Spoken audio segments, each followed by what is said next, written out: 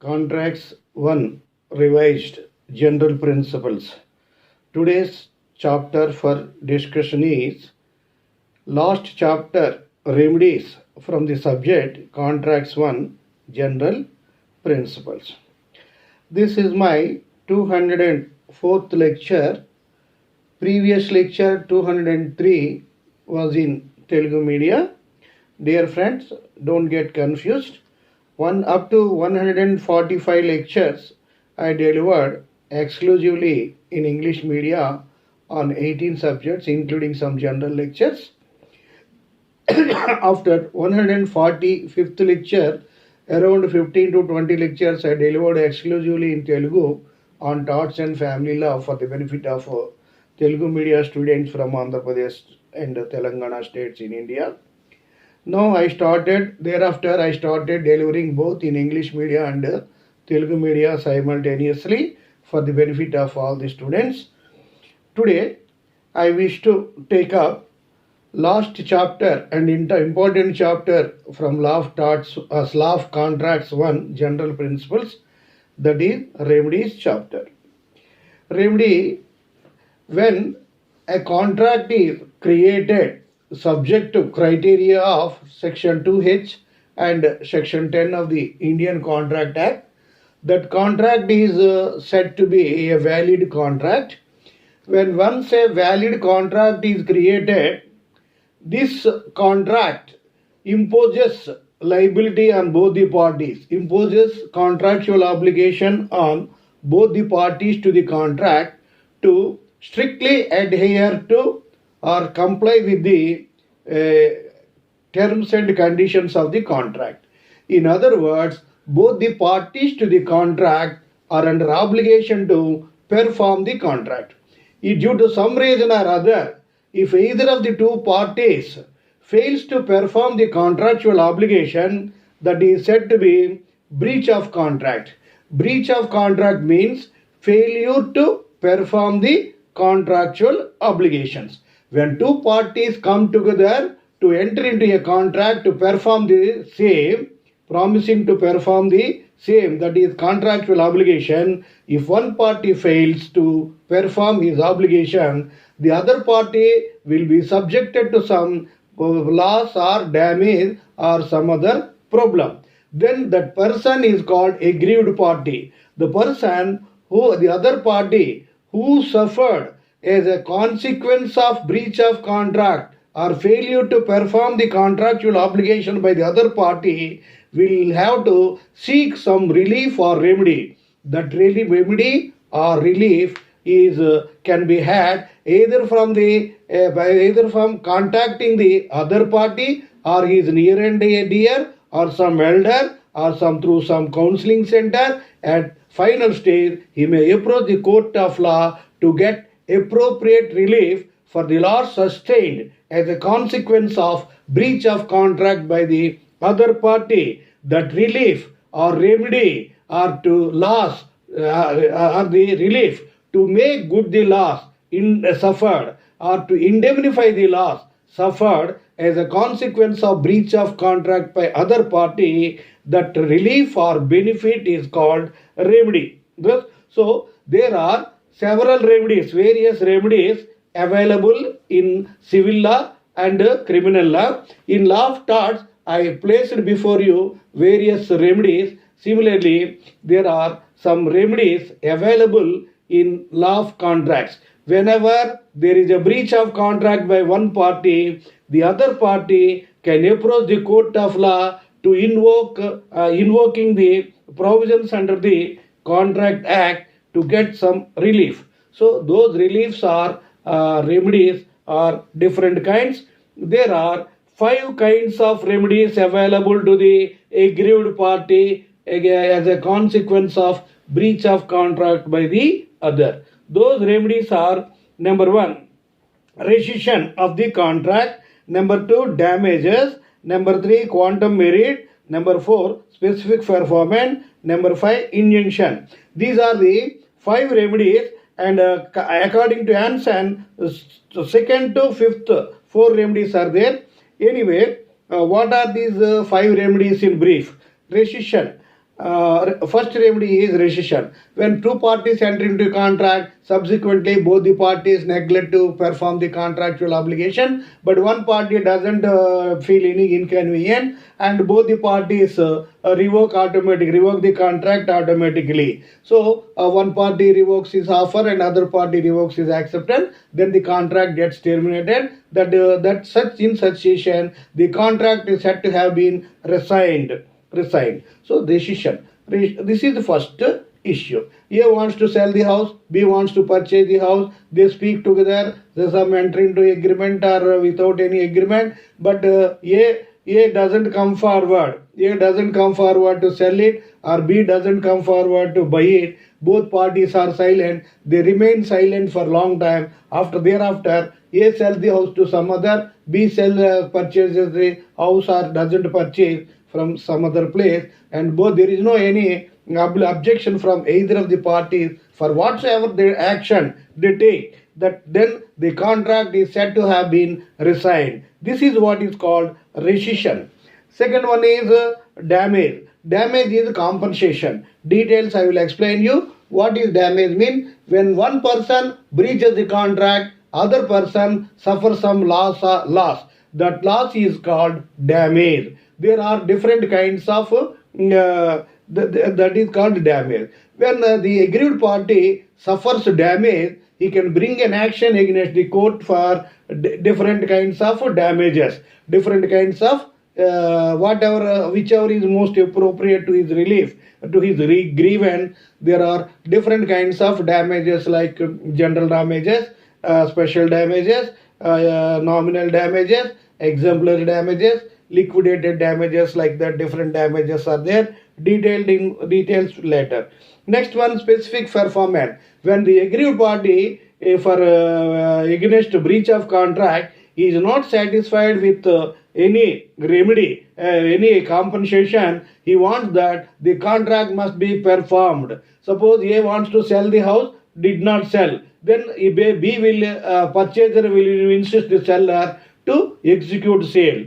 Suppose purchaser fails to purchase, seller will bring an action against purchaser to execute purchase. So that is what is called specific performance. Next, fifth one is injunction. Injunction at lower court level, it is an order of the court directing particular party wrongdoer, that is a person who breached the contract, to do an act or not to do an act. So when the one party ought to do something, doesn't do, the other party will be suffer. In a contract, one party should not do, but he has done. The other part, what ought to be done if done, what ought to be done if not done, what ought not to be done if done. They constitute breach of contract. The other party can approach the contract for approach. For example, there is to widening the road for public rental. Certain buildings are to be, one building on the beside the road is ordered to be collapsed by the municipal authorities. Then he may approach the court, say that it was constructed on right place. The court may order the municipal corporation not to demolish. That will be done by injunction. So to do an act, not to do an act, the court gives an order. It is an injunction is a warning or command of an authority. Generally, this judicial authority to do an act or not to do an act, details I will take up. There are different kinds of injunctions are there. Lower court level, these injunctions are there, and higher courts level, apex high courts and Supreme Court, the writs are there. These writs I explained in administrative law and this thing. So now coming to the what is remedy? What is remedy? What are the various kinds of remedies? And according to Sir William Manson, what are the remedies? What is the nature of remedies? How the remedies can be made available as per section 60, 75, 70, 73, 74 and 75 of Indian Contract Act. meaning, definition, and various issues in detail.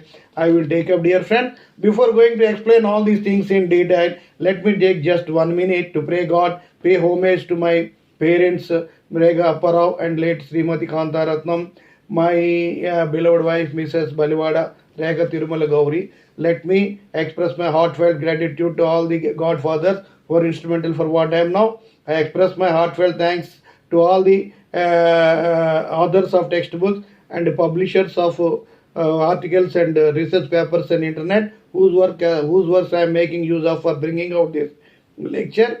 Finally, it is my duty to express my heartfelt thanks and deep sense of gratitude to my student friends who are mainly instrumental for what I am now. So now let us take up the lecture.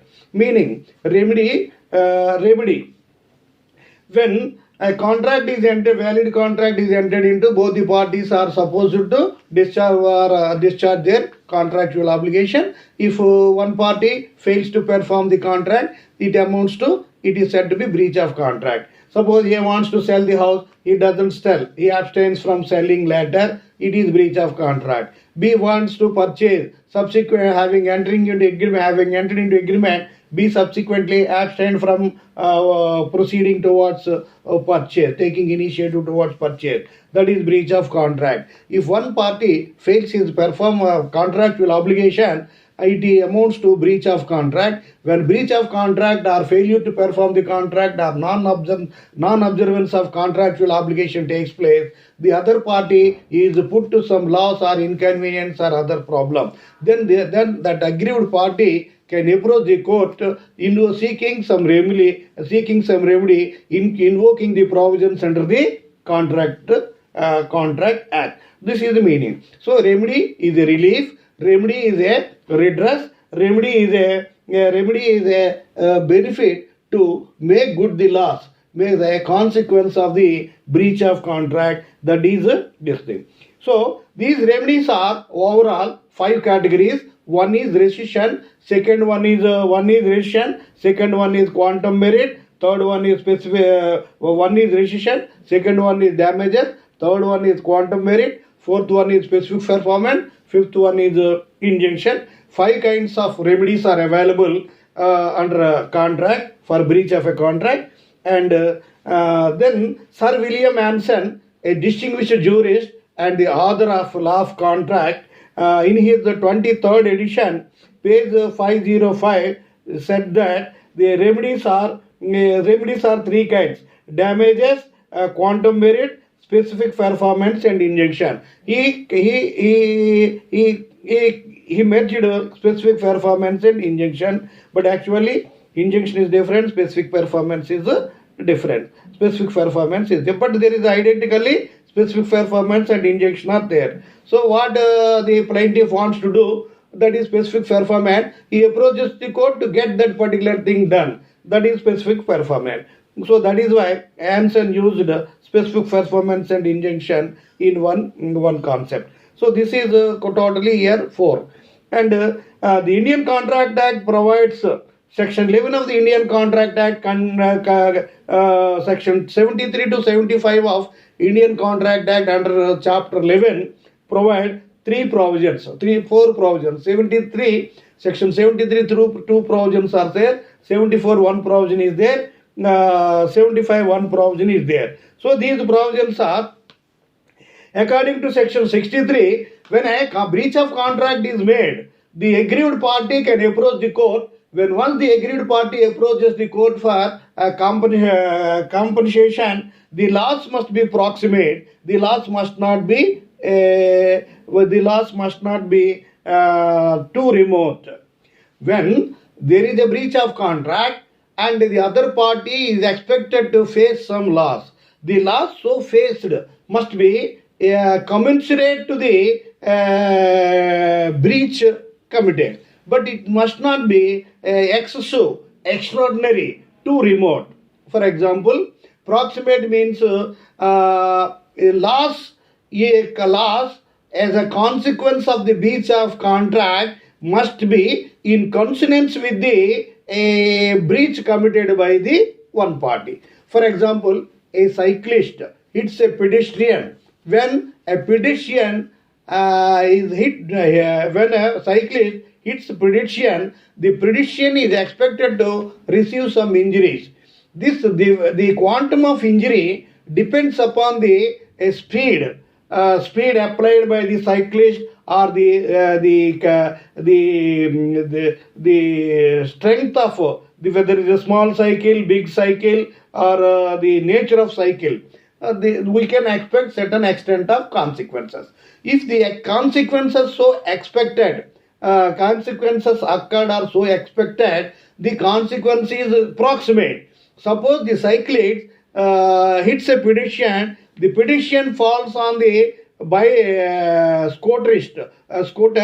Two persons are passing through in a scooter, riding in a scooter, and the scooter fell down, and that scooter fell on the adjoining four tricycle some cycle some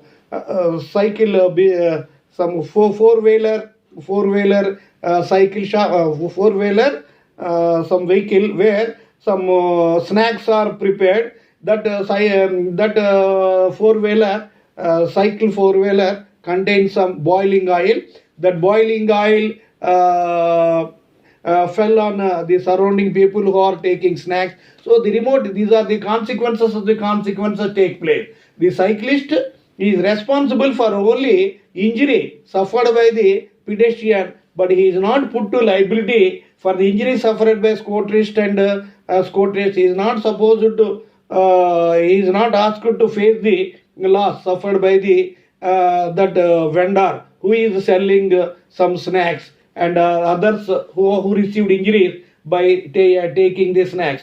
So this is the proximate injury. Similarly, when a house, a lodging house, when a business house is insured for some hotel, if some hotel is insured for 1 crore and it caught fire and totally destroyed, the insurance company has a duty to pay. If 50 lakhs loss takes place, 50 lakhs. The whole hotel is destroyed, the insurance company will pay only 1 crore. That is what is called proximate loss. If 50% loss, 50 lakhs is proximate. If 100% loss, 100% is proximate. But the owner of the hotel should not claim if because of this destruction, fire accident, the hotel is closed for 3 months. The 3 months, what is the income likely to be accrued should not be claimed. If the hotel owner claims this income likely to be accrued during the functioning of this hotel for 3 months, that is called remote. So that is why section 73 tells that the loss must be approximate, the loss must not be too remote, that is the actual loss must be taken into consideration. In section 73, there is one point that imposes obligation on the wrongdoer who committed breach of contract to indemnify the loss for breach of any obligation resembling those created by the contract.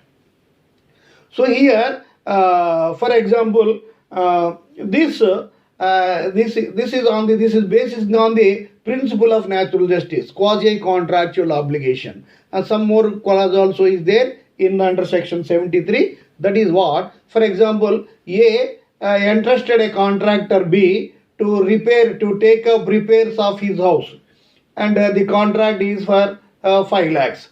But B has undertaken repairing work, but had finished and has received the payment of 5 lakhs, and subsequently there are so many defects in the repairs. The repair was not committed. Then A had to engage some other contractor and to get the defects covered, corrected, spending 2 lakhs. So here, then A can claim, I gave you 5 lakhs for completing all the repairs. You have not completed properly. You did not do it properly. Consequently, I had to engage some other contractor and incurred 2 lakh rupees. You have to pay. Then he can file a case for 2 lakhs and recover it on quasi-contractual obligation. A can recover 2 lakh from this. This type of provision is there under section 73 also. Next, 74 is compensation for breach of contract when penalty stipulated for breaching the promise. A compensation for breach of contract when penalty stipulated for breaching the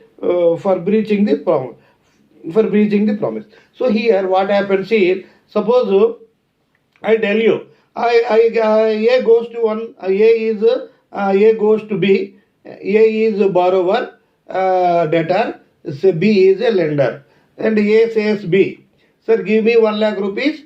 The promissory note I will issue. Though the promissory note is there, it is valid for 3 years. Within 3 years, I should repay with interest. But however, I will repay that within 6 months. I will repay your 1 lakh within 6 months.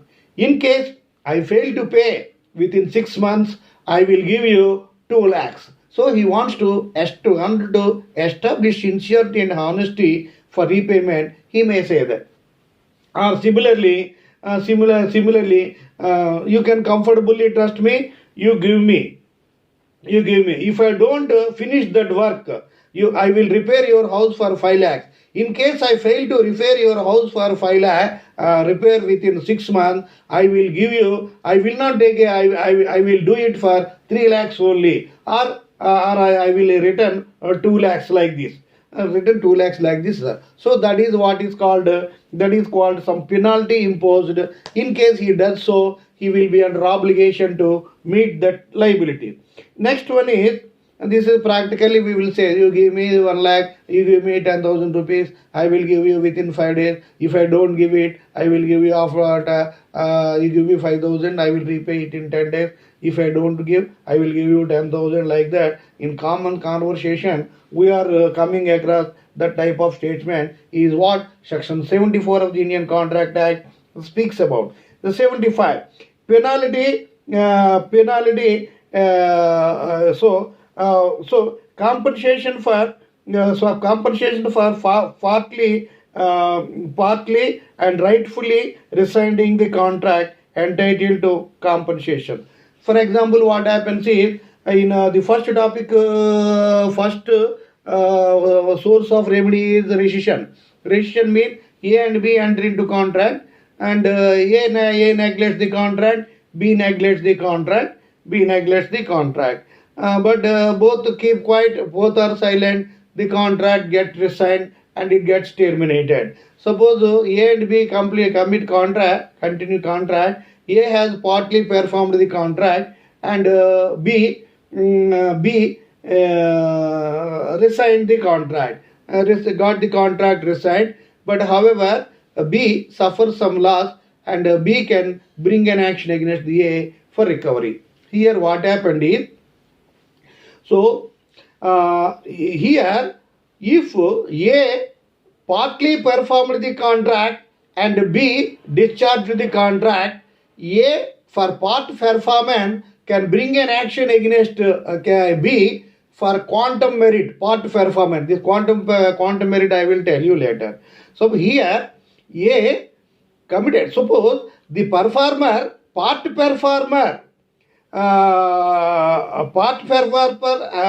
files a case against person who breached the contract, that is quantum merit. If the part performer himself commits wrong, causing loss to other party, the other party can bring an action against the part performer for getting the contract lawfully resigned. So there is a relevant case on there is, for example, here A, hotel owner, hotel proprietor engaged B, a singer, to give singing performance in orchestra on weekly Saturday, Sunday in the hotel. So this singer agreed to sing in A's hotel Saturday, Sunday during business hours, evening to night 10 o'clock, like that. The contract is entered into for 3 months. So weekly two times means monthly nearly 8 times. the singer performed the contract, completed singing for 2 months, 8, approximately 6 performance. Third month, then third month beginning, if B, if A hotel owner terminate the contract, then the singer can the amount will be paid after the end of the 3 months. Then for part performance, the singer can bring an action for quantum merit for the services rendered. Instead of that, the singer, the hotel owner is paying the amount in time. The singer received money for 2 months, and for third month she got better offer in better hotel for higher remuneration. She discontinued without telling any word, without giving notice to without giving any intimation or information to the hotel owner. She jumped into another hotel.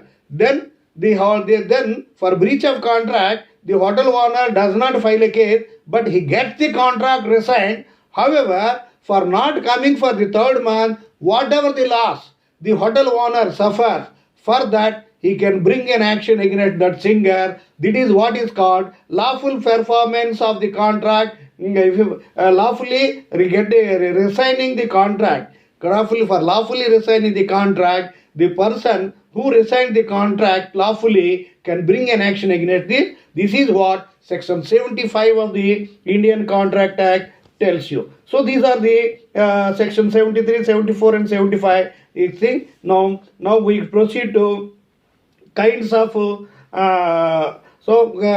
remedy, meaning is relief, redress, or some benefit to get the loss indemnified and to make good the loss. That is remedy. The person who in a contract, if a contract is breached by one person, the other party, that is agreed party, can approach for some or other remedy. There are 5 kinds of remedies. First one is rescission. Rescission means when a contract is entered into, one party fails the contract.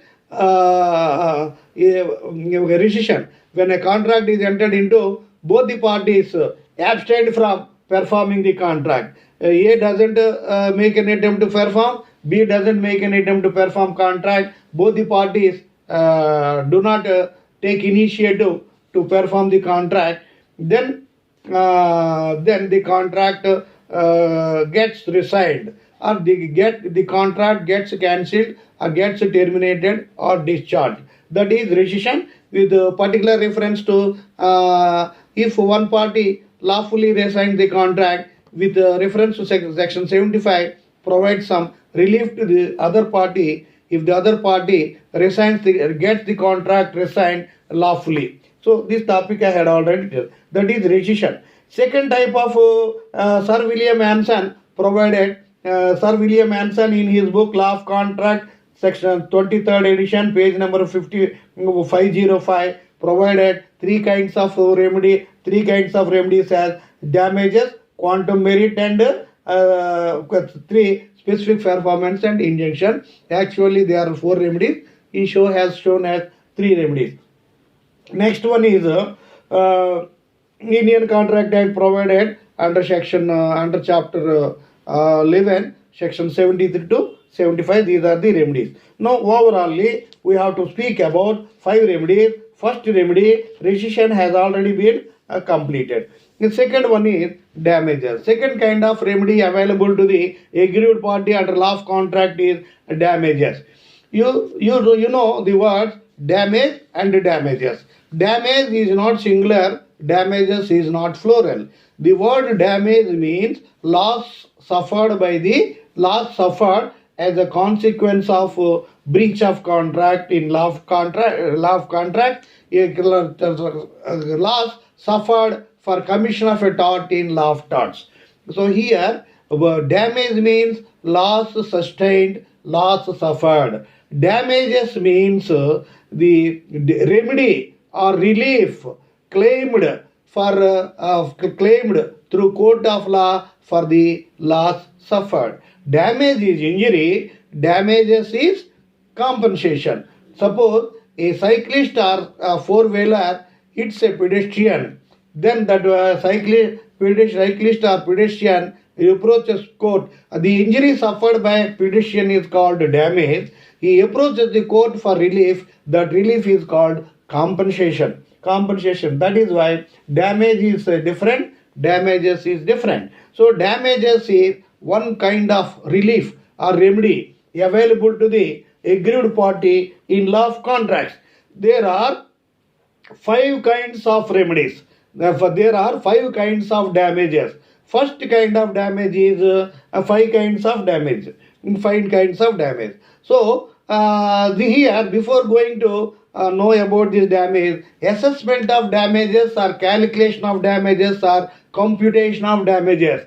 When a breach of contract is committed, the other party suffers some injury. What is the extent of loss suffered by the aggrieved party is to be computed taking into consideration the circumstances of the case as following the principle of reasonableness. How a reasonable and prudent man can foresee or expect the consequences of the act. That is one thing. Second thing that is proximate, whether the loss is proximate or remote. What is proximate loss? What is remote loss? I told you already. So for example, the hotel is insured for 1 crore. If a hotel totally destroyed, insurance company will pay, general insurance company will pay 1 crore.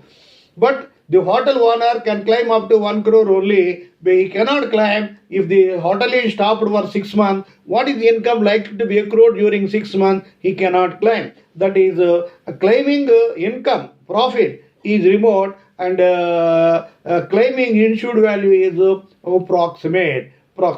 So proximate cause means for what against what cause this loss took place. Suppose a person insures the life insurance. If it is only accident policy, so many accident policy. If he dies due to accident, that is proximate cause. If he dies naturally, that is not proximate cause, is not satisfied. In life insurance of India, LIC of India covers accident insurance and any other insurance, but property insurances, the peril insured is the same. Peril means the cause which claims which results in the death of the patient. These things I explained in detail in law of insurance. For details you can do.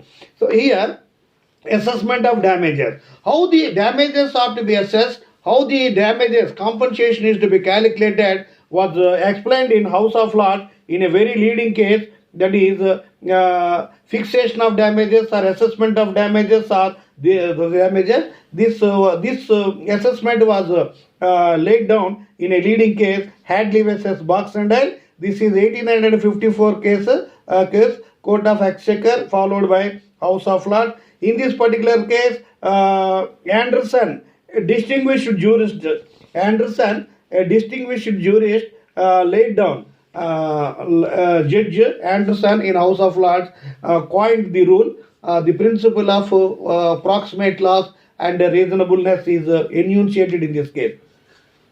What happened in this case, Hadley versus Baxendale? Plaintiff in this case was the owner of a flour mill. Defendant in this case was a carrier, transporter, like our Nauta transport, VRL transport. So the transporters carry goods from one place to another within the country.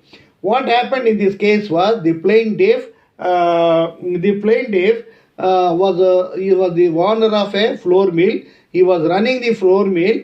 Due to one of the spare parts of the flour mill, crankshaft got repaired. It is out of order. Consequently, the functioning of the mill was stopped. This flour mill owner gave this crankshaft to common carriers to send it to manufacturing company of crankshaft in Greenwich City. Then this carrier, this transporter accepted this crankshaft to send it to the manufacturer to get it repaired or provide same one with the same specification and design. So at the time of booking, the plaintiff did not put any conditions as to special damages, or he did not explain the request the transporter to take special care and see that this crankshaft should be returned, delivered as early as possible, otherwise so that the mill cannot be restored for business. So he did not tell this, he simply booked it, it was sent. And if you would have sent it for making alternative arrangement, if the floor mill owner makes some extra payment, the transporter will have to pay some extra damages like special damages. Here he did not tell anything, and this crankshaft received the floor mill owner after a long time. There was inordinate delay in delivery of this. As a consequence of the delayed delivery by the transporter, the plaintiff's floor mill remained unfunctioning for a long time, and the floor mill owner brought an action against the carrier, and the court said that the transporter defendant is liable to pay proximate loss and is not liable to pay remote loss. So this the floor mill owner would have told the transporter the inconvenience if the crankshaft is not received in time, so that the transporter could have taken some extra care and alternative arrangement to get the crankshaft returned well in time, delivered well in time. So that is why the for whatever loss the floor mill owner suffered for profit for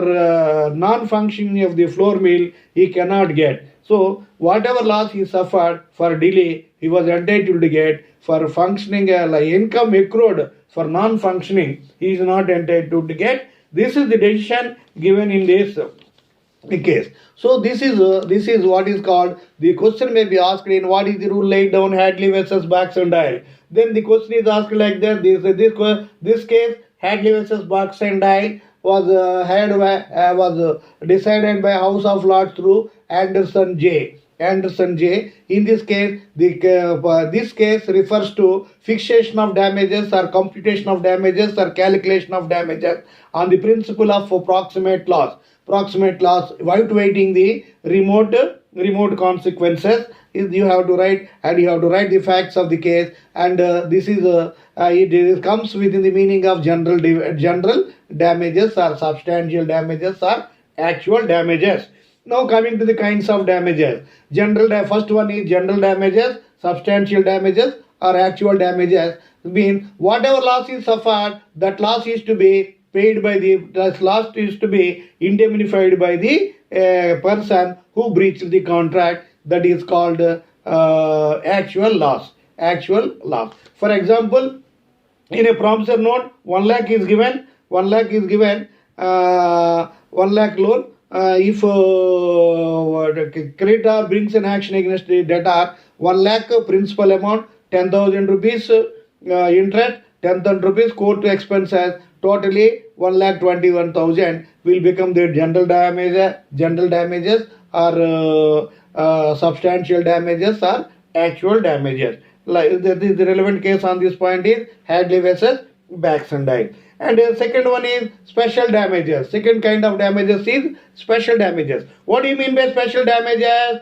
In Hadley versus Baxendale case, if the floor mill owner would have said this is very urgent, you should make necessary arrangements to deliver this crankshaft as early as possible, but otherwise our mill remain closed. For if you would have tell, and for that account, for that purpose, he makes some additional payment, some special damages would be paid. He did not make that. Some special arrangement was made in another case, that is what is called special damages. What do you mean by special damages? Suppose, dear friends, I tell you, when we through post, we will send some letters or parcels, registered parcels. So there is insurance provision is there. If the parcel is missing in postal, some provision may be there. Suppose in transporter, generally it is booked normally if it is booked normally, some normal charges will be paid. Suppose the parcel is insured for some amount, for that amount they will arrange insurance, that extra compensation will be paid. Suppose a bundle of goods is transported through some transporting company, the value, the cart freight may be around 2000 rupees. Some special clause is made insuring it, some 2000, instead of 2000, 2500 is made. Suppose the 2000 type of freight is there, if any loss is there, some 10,000 or compensation may become. Suppose the 2500 special arrangement is there, in case in the event of this, its actual value of the bundle, it may be 20,000 or 40,000, like that, 50,000 it will come. So that is what is called special arrangement is there. In case there is a cause to get a special damages, if any is included in the contract itself, the special damages can be claimed. That is, in addition to the normal actual damages, some more damages also may be paid. This type of case was a relevant case on this point is Victoria Laundry Winston Limited versus Newman Industries Limited. This case was decided by King's Bench in 1949. What happened in this case was, the plaintiffs in this case was launderers and dry cleaners. They wanted to develop improve the business, and they gave advertisement to that effect and give a good service. For this purpose, they wanted to purchase some special boiler. They made they had made an order to boiler to the defendant company, Newman Industries Limited. So, but the boiler was the boiler was promised to be delivered on 5th June, but due to some there was some inordinate delay. But this broiler was delivered in November instead of June. Some 5 months delay took place. For this, when some special arrangement is made, the transporter was. The manufacturer was specifically told the broiler should be delivered in June only, and some special arrangement made to that effect, and the launderers were entitled to get special damages. Special damages are something more in addition to the actual damages. Third one is exemplary damages or vindictive damages or punitive damages. So this type of damages are awarded by the court as a matter of punishment, as a matter of penalty. That type of damages are called special damages. Suppose the loss is 50,000, the court may award damages of 5 lakhs, like that. The relevant case on this point is Rural Services State of Bihar. In this case, an acquitted person was detained in prison for 14 years beyond the acquittal, and a letter was addressed to the Supreme Court. Then the Supreme Court Chief Justice Chandrachud gave direction to the government of Bihar to release the detainee immediately, and directed the government to pay compensation of 35,000. So when a person is convicted means he is sent to jail. When he is acquitted means he should be released from the jail. An acquitted person was detained forcibly in jail for 14 more years, and on a letter addressed to the Supreme Court was treated as a public interest petition, and then Chief Justice Chandrachud intervened in this case and gave direction to Bihar government to pay release him immediately and pay compensation of 35,000 rupees. And the next one is one more relevant case on this point is Bhim Singh versus State of Jammu and Kashmir. Bhim Singh versus State of Jammu and Kashmir. What happened was, Bhim Singh was an MLA of Jammu and Kashmir Assembly. When he was going to attend assembly sessions, he was unlawfully arrested by the Jammu and Kashmir police. Bhim Singh's wife moved an application for a writ of habeas corpus. Then the Supreme Court issued the writ of habeas corpus to the government of Jammu and Kashmir, ordering the government to release Bhim Singh immediately for having made this unlawful arrest. The Supreme Court directed the government to pay 50,000 rupees as compensation. to the BNC. So this is with reference to exemplary damages or punitive damages. And next one is nominal damages. Nominal damages means nominal damages are paid, but the defendant, the plaintiff, just to protect his legal right only, he approached the court. Otherwise, there is no need to approach the court. Suppose some bunion is defective, power cord is half an hour defective. They approach the court, but he already half an hour gone. Everything current power is restored, but he has gone. But still, the right is infringed. He can, then the court may give some nominal damages. In law of torts, I told you, Ashby versus White case, the water, a valid water, went to the polling booth to exercise his franchise, that is to exercise his legally permitted vote, but the defendant servant obstructed him and not to vote, saying that he was not a valid voter. A valid voter was not allowed to vote, saying that he was not a valid voter, illegal voter. The candidate whom the voter wanted to vote was declared elected with good majority, but still he brought action, though there was no loss to him, on the pretext of injurious any damnum in law of torts. And the court awarded just nominal damages because the candidate whom he wanted to vote was declared elected, but still there was no any loss, still his legal right was infringed, and the court awarded damages to this plaintiff in this instant case. Next one is liquidated damages. Fifth one is liquidated damages.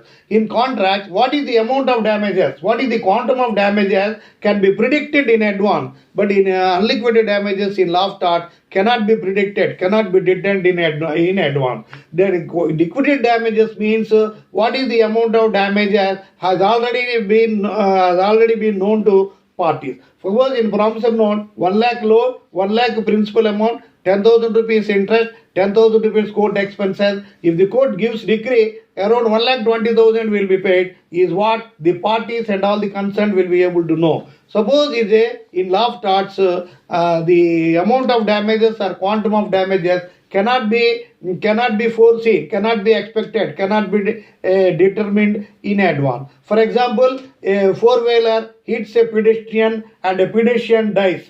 A pedestrian was knocked by four-wheeler and the pedestrian died. What is the amount of compensation payable to that next kith and kin will be decided depending upon the age of the person who died and age of the deceased, his age, his earning capacity, his dependent, taking into consideration the quantum of damages will be decided by the court. Similarly, if one person brings an action for defamation, for compensation, and also arresting the criminal action against the defamer, then the court will decide what is the value, what is the social status of that individual in the society, whether the compensation is to be awarded in lakhs or crores to be decided depending upon the name and fame of that person who was defamed. So that is why in law of contracts the damages are liquidated, means known in advance. In this law of torts, the quantum of damages cannot be known in advance. It will be decided only by the court of law, taking into consideration the circumstances of the case. And next one is the different damages are over damages. Third type of remedy is quantum suit for quantum merit. Quantum merit means quantum merit. Quantum merit means as much as earned or part performance. In some contract, when a contract is entered into, it creates obligation on both the parties. One side party, either this side or that side, performs his obligation, but the other party does not perform the obligation and discharges the contract. So, where a contract is entered into, it imposes contractual obligation on both the parties. If one party has taken initiative, performed his contract, part of his contract, but the other party gets the contract terminated. In such a case, if there are one party who has performed part of the contract is entitled to bring an action against the other party who has terminated or who has breached the contract. For example, A has engaged B to for some work. A has engaged B to perform some work, and suppose A has engaged some B to perform some work, and B started the work. The contract is for 5 lakh. B started the work and spent some 50,000 rupees. 1 lakh is spent 1 lakh to that effect. And then no, I don't want to continue the contract, and A terminate the contract and this. So let him discharge the contract, terminate the contract. But B has done 50%. B has done 1 lakh work, 20% of work, 1 lakh. That B can bring an action against A for what he has done. That is what is called quantum merit. Suppose a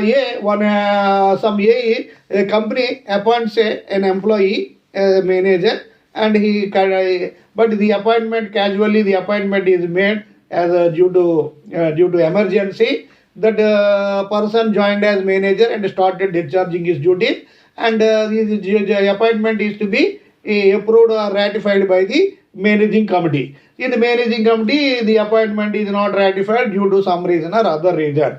So, though he has this appointment is not, his appointment can be valid appointment provided it is conferred by the managing committee. But so far he has done services for 6 months, but the manager can bring an action against the company for recovery of his salary for that is under the quantum merit. So there are two relevant cases on this point. When we want to, Hampson has defined what is this quantum merit containing this part performance only. You have to read this condition. The contract must be discharged by one party on termination, and one party might have partly performed the contract. So the quantum merit will come when the contract is entered into. Subsequently, it becomes the agreement becomes void under section 65. The contract may be quantum merit applies. A contract was attended, but it was badly attended. Then it will come. One party wishes to perform and other party refuses to perform. Then it will be attended. If the contract is divisible, suppose A engages B for construction of 3-storied building. First ground floor is completed. Next second story is completed. At the time of third floor, A tells the contractor not to complete. Then the B is entitled to get what extent if the 3 stories are constructed, 3 crore. First floor 2 crore. First floor to 1.5 crore. Second floor 1 crore, and third floor half crore. Like this, there may be a contract. So here first floor 1 crore, second floor 50 lakh, third floor 60 lakh, like that 2 crores. Then if the divisible, the contract can be stopped at first floor level and ground floor level, and it can be stopped at second floor level. If the contract is divisible, the concept of this quantum merit can be successfully applied. And the next one is the relevant case on this quantum merit is Debernardi versus Harding, 1853 is the relevant case on this point. In this case, the Duke of Wellington. The Duke of Wellington means hereditary monarch, like our Queen Elizabeth in England recently who passed away. Like this, the Duke of Wellington expired, and for his funeral, thousands of people, lakhs of people attend, and to view the funeral ceremony of cremation, some seating arrangements are to be made. So many people from different parts of the view the cremation ceremony. For this purpose, the defendant asked the plaintiff to make some seating arrangement, and to that effect, he has made all necessary arrangement. Subsequently, he discharged the some seating arrangements and everything were made, and to view the funeral ceremony, some tickets are to be sold. So defendant engaged the plaintiff to sell the tickets, print the tickets, sell the ticket, and for that purpose, plaintiff, who was appointed as an agent, to sell the ticket, he gave advertisement and printed the tickets and incurred some expenses. But when when the time of cremation approaches, before that, no, you need not act as my agent, you need not sell the tickets. Then at your direction only, I printed the tickets, gave advertisement, I made some expenses. You have to pay that expenses is what the plaintiff can bring an action against the defendant. Here, defendant asked the plaintiff, appointed the plaintiff as an agent. He made some seating arrangement. Defendant made some seating arrangement to view the funeral ceremony, funeral of Duke of Wellington. To that effect, defendant appointed a plaintiff as agent to print to sell ticket. Before started selling the ticket, defendant has revoked, withdrawn from the contract with plaintiff not to sell the ticket. So plaintiff has already spent some expenses, incurred some expenses in connection with the printing of the ticket and advertisement other. For that, plaintiff agent can bring an action against the defendant under the principle of quantum merit. So this is the another case.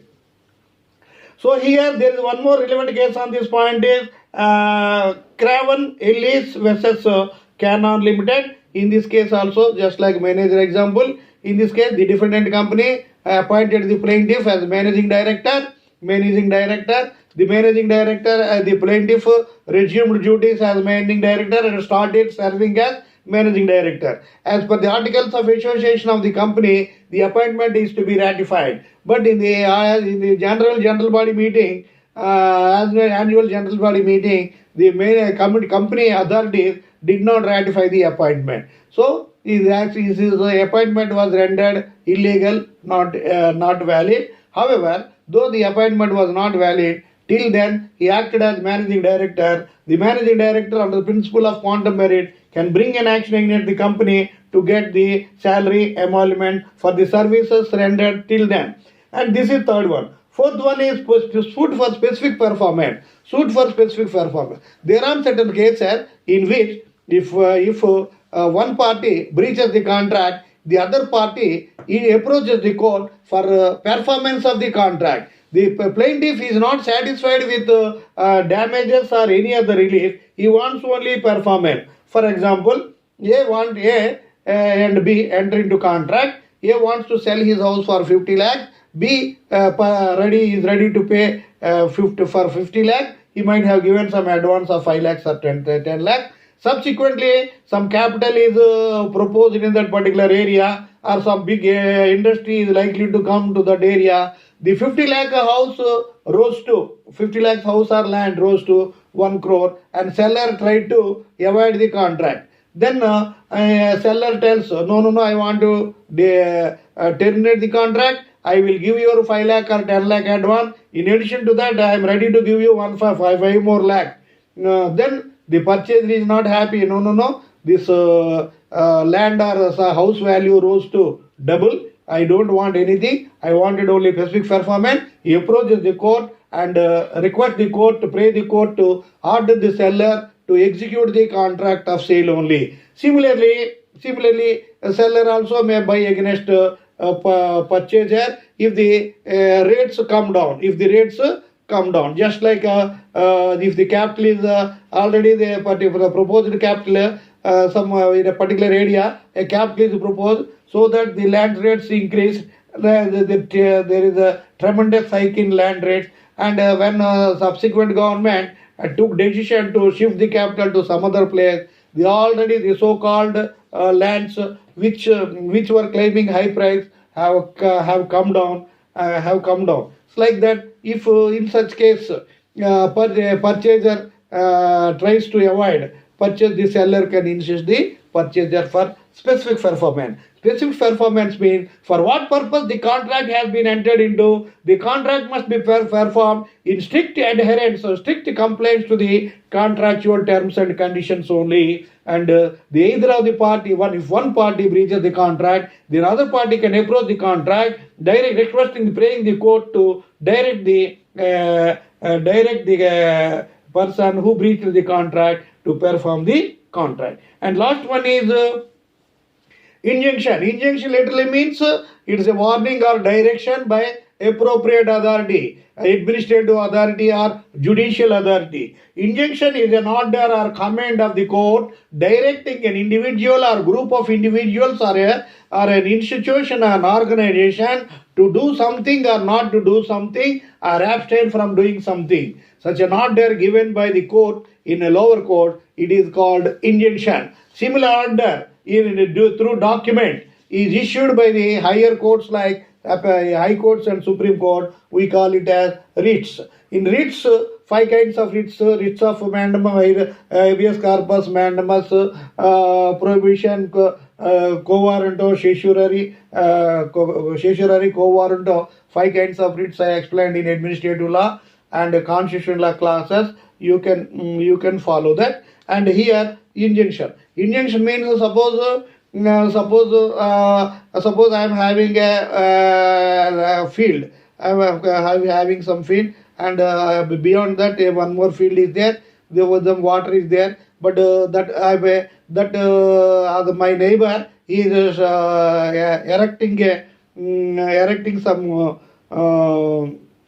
erecting some obstruction and not giving the water to my land. So then I can approach the court for injunction, directing that person to release water. Or sometimes he releases water, my fields are getting spoiled. Then I can approach the court for injunction not to release the water. Sometimes dams are under authority to release the water as and when time required. Sometimes there is some irregularities take place.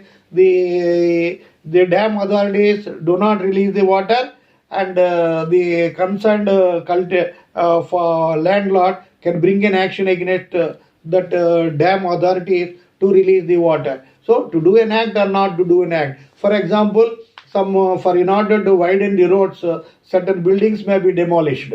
So one person, the owner of one building tells that my building is constructed at a proper place. Nothing is occupied. He can approach the court to bring an injunction. Then the court will give injunction order to the municipal authority or municipal corporation not to demolish. So the injunction is an order by the court, judicial authority, to do or not to do an act or abstain from doing an act. This is a temporary injunction. Sometimes a temporary injunction is given. Sometimes when the case is pending, temporarily the injunction is given. When the case is disposed of, permanent injunction may be given, or the application may be dismissed. It may be positive injunction, is a permanent, temporary, or different kinds of injunction. I explained in detail in law of torts and CPC. With this, dear friend, this topic has been completed. So remedies are fairly 5 kinds. One is rescission, second one is damages, third one is quantum merit, fourth one is specific performance, and fifth one is injunction.